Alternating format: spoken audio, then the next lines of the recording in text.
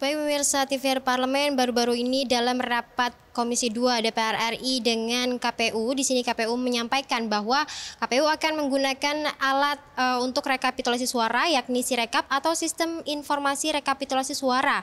Namun, di sini KPU menyampaikan bahwa KPU tetap akan melakukan perhitungan suara ini dengan manual, pemirsa. Oleh karena itu, untuk mengetahui sebenarnya seperti apa penggunaan dari alat Sirekap ini dan seperti apa mekanismenya, kita akan langsung mendengar pernyataan dari Wakil Ketua Komisi 2 DPR RI, yakni Saan Mustafa dari fraksi Partai Nasdem. Berikut cuplikannya.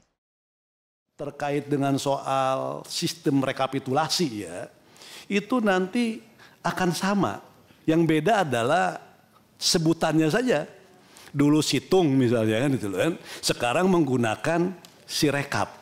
Tapi kan substansinya sama. Apa substansinya sama? Sama-sama tidak punya payung hukumnya.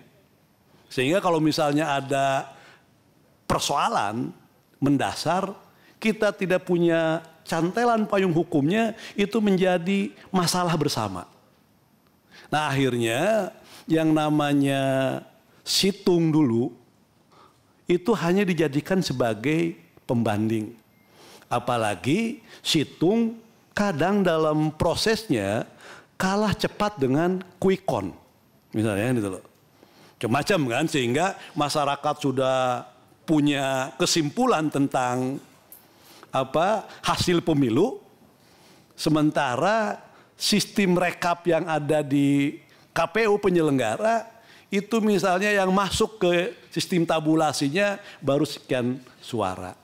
Nah karena itu saya juga ingin mengingatkan dalam konteks pemilu 2024 ini 14 Februari terkait dengan soal Sirekap, itu bukan menjadi istilahnya hasil ininya ya gitu loh, sistem resminya tetap masih konvensional karena nggak ada payungnya. Ini kan menjadi hanya alat bantu, alat pembanding. Nah karena alat bantu dan alat pembanding, maka saya juga ingin ini bukan menjadi sesuatu yang harus penyelenggara itu benar-benar ini seakan-akan menjadi sesuatu yang ya dalam tanda kutip wajib lah ya gitu kan, yang punya dasar hukum yang kuat.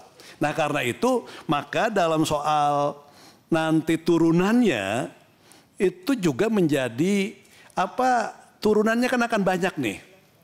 Turunannya tadi pada perhitungan suara. Tadi saya sebenarnya tidak ada persoalan untuk ketika berinovasi ya, berinovasi untuk memberikan kemudahan. Kan prinsip untuk memberikan kemudahan itu kan penting. Karena kemudahan akan banyak implikasinya. Tadi beban kerja menjadi lebih ringan.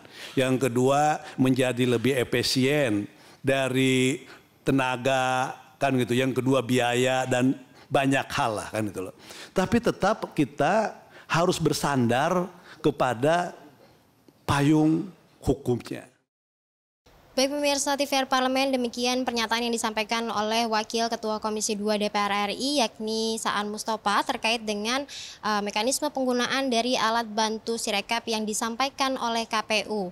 Dan memang dalam Undang-Undang Pemilu ini disampaikan bahwa KPU tetap akan melaksanakan pemungutan suara secara manual. Oleh karena itu, alat bantu Sirekap ini nantinya tetap akan digunakan untuk membantu dari kerja KPU dalam proses pemungutan suara pada pemilu nanti, pemirsa.